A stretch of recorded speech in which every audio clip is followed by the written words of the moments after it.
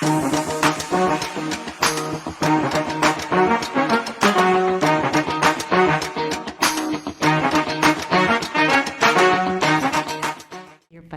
Hi, so my name is Pia Arcangel, and I have been with GMA Integrated News for more than 20 years now.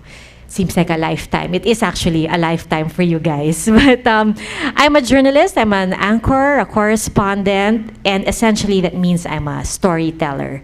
And in the span of my entire career, and my entire life actually, I have found myself at many, many different crossroads, many, many turning points. And in each and every of those turning points and crossroads in my life, there was always a lesson or two to be learned. And I also realized that all those turning points were very crucial. They were the moments in life that required good and thorough decision making. Sometimes I was ready for those decisions, sometimes I wasn't. But you know, I am a storyteller. I hope it's okay with you that I'll tell you the story of all these different turning points in my lives, and hopefully you'll learn a thing or two from each of those turning points.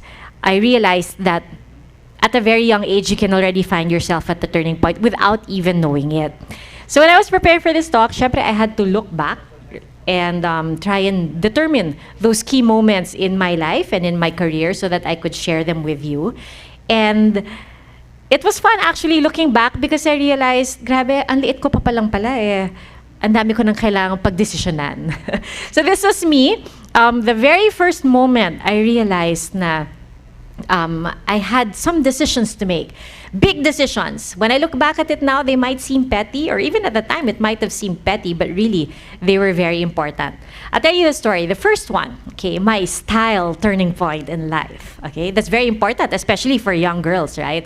So I was in grade school, and I remember before kasi when we get to big school, we would ride already. Parang it was a different school bus for the little girls, and it was a different school bus for the big girls.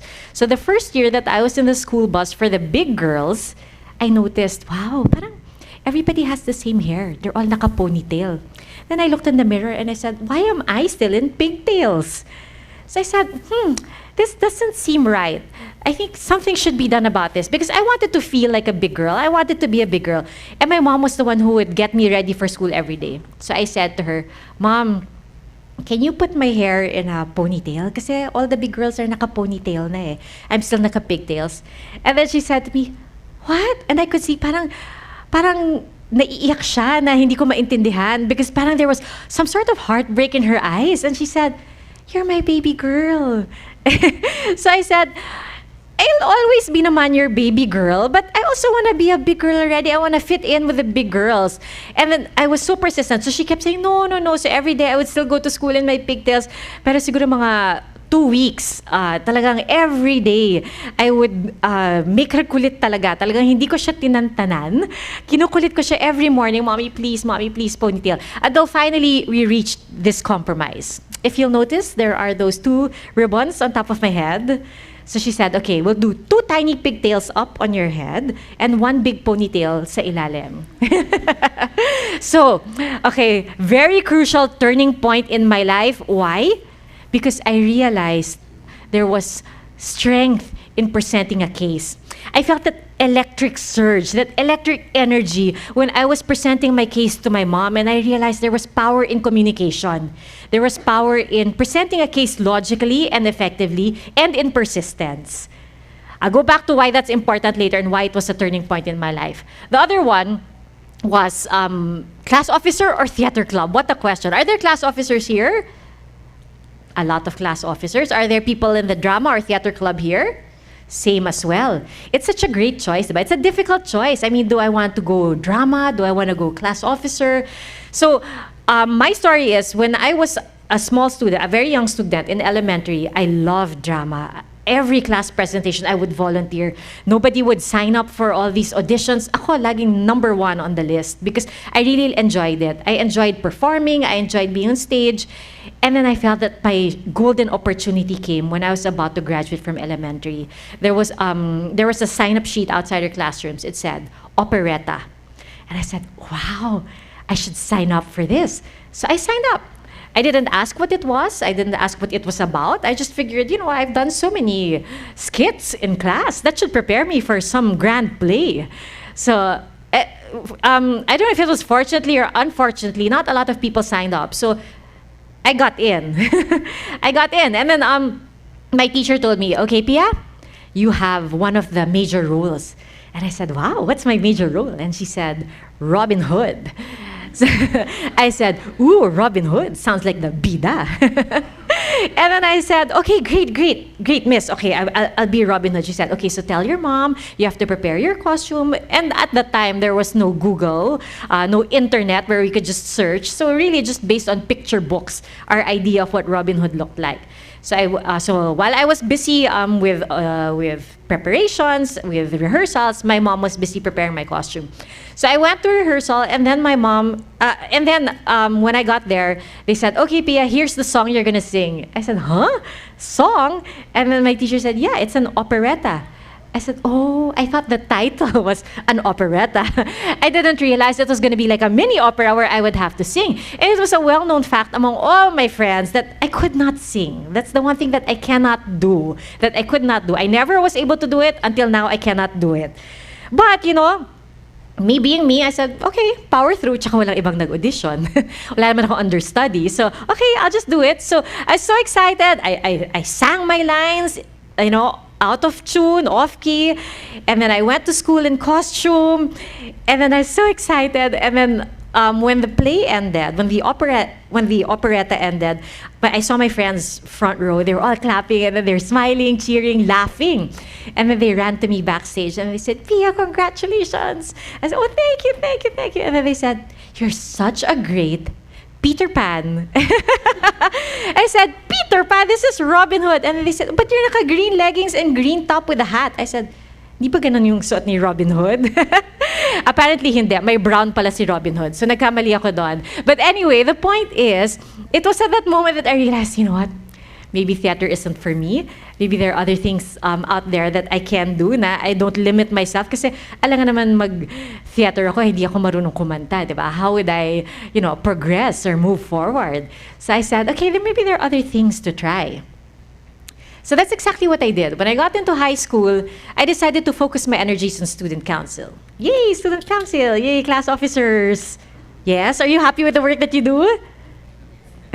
Kinda, maybe a little bit lang. Okay, but I thoroughly enjoyed my work at the student council, with the student council.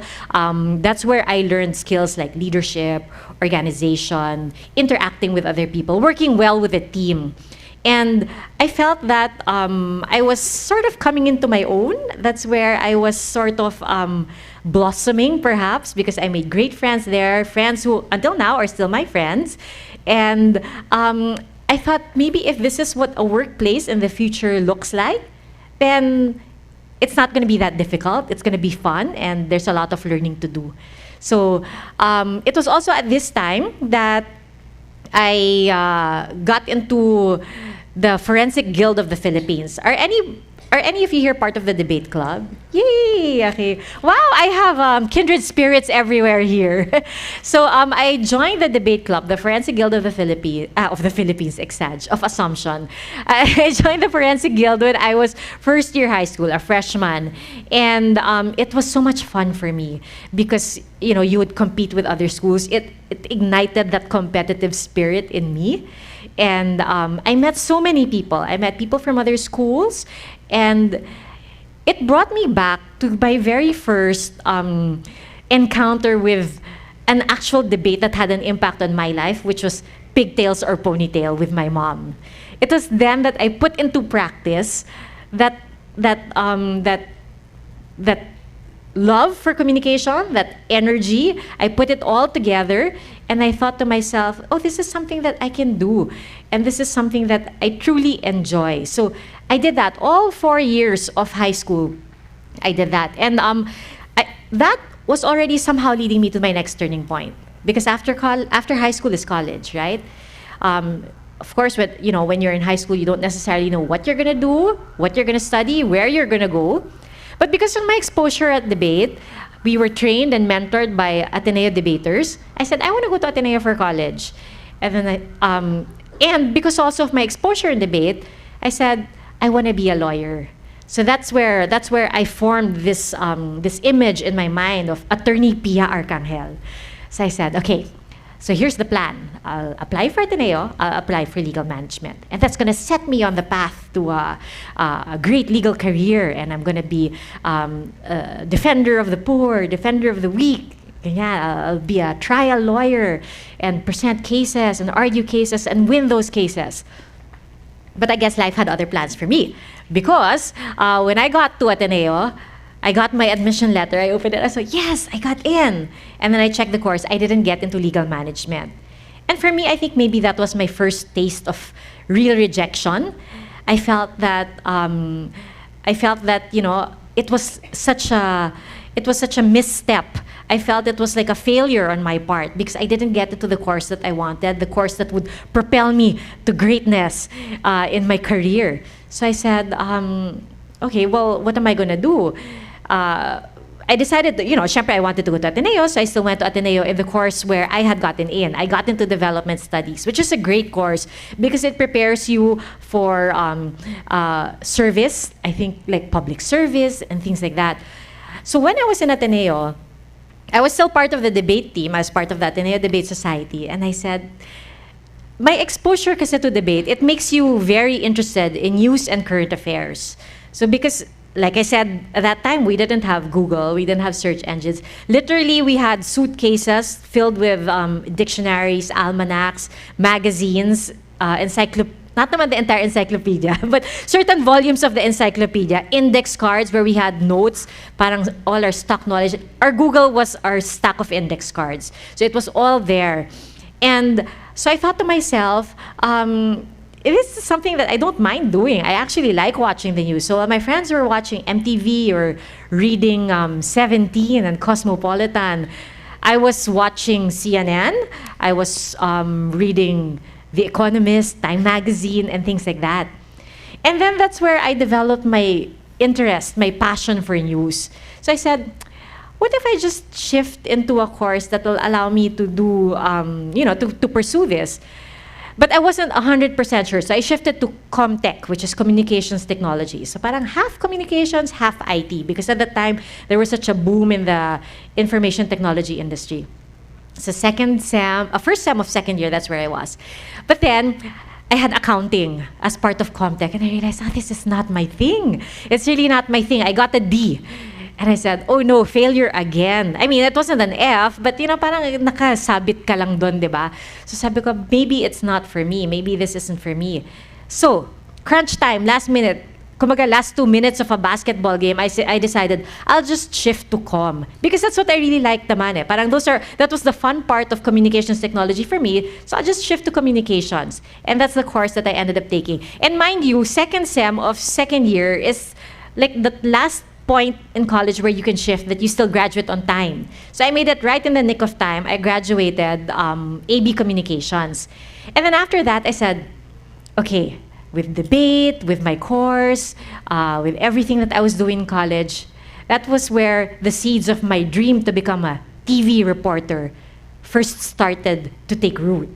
So that's where I first started to dream of myself covering the news out there on the international stage. So right after graduation, what did I do? I applied everywhere. All channels, you name it, I applied in each and every station. So what are the channels? ABS, GMA, Channel 5, TV5, IBC 13, PTV4. I applied in all those. Okay? RPN 9. I applied everywhere. But no one wanted to get me because, well, I mean, face it, it's hard to get somebody fresh off college with no background, no experience. Because I wasn't part naman of the school paper. I wasn't part of the campus radio or campus television. Basically, no experience except for debate. And it wasn't like directly in line with that. So I was feeling so dejected. And I remember my professor, his name is Sev Sarmenta. He was my professor in many different subjects. He said to me, sports is a great starting point for somebody who wants to do news. Why don't you try sports? And then lo and behold, that was the first year that they were having student auditions for courtside reporter for UAP basketball. So I said, okay, maybe I'll just give this a try. So I did. I realized that if, I hadn't done this, it wouldn't lead me to where I wanted to go next. So my professor was right. He was right. It was great. It was a great opportunity. It was an excellent opportunity. It was here that I developed along the way the confidence to speak in front of the camera, the skills that I needed to learn how to write stories, how to tell stories properly, efficiently, effectively, and in a manner that people would understand. And imagine we would have just like a minute and a half to put to tell the story. And that's essentially what we have as news reporters as well. So with this, I thought, okay, maybe this will be enough. I'll just audition again. So I applied. I sent out my resumes again. I did another round of applications. And I really wanted to go to GMA. It was my dream network. It was really where I wanted to be. And I said to myself, I'll just apply. GMA had a Dropbox for applications outside the gate. So I didn't know anybody. Diba normally people will say, dapat may kilala ka para makapasok ka. Wala akong kilala eh. So pumunta ako dun sa Dropbox, okay, sa labas ng station. I dropped my application, and then I was called in. I was called in to audition 2 times. The first 2 times, they said, okay, good audition, but sorry, there's really just no opening right now, but we'll keep it on file.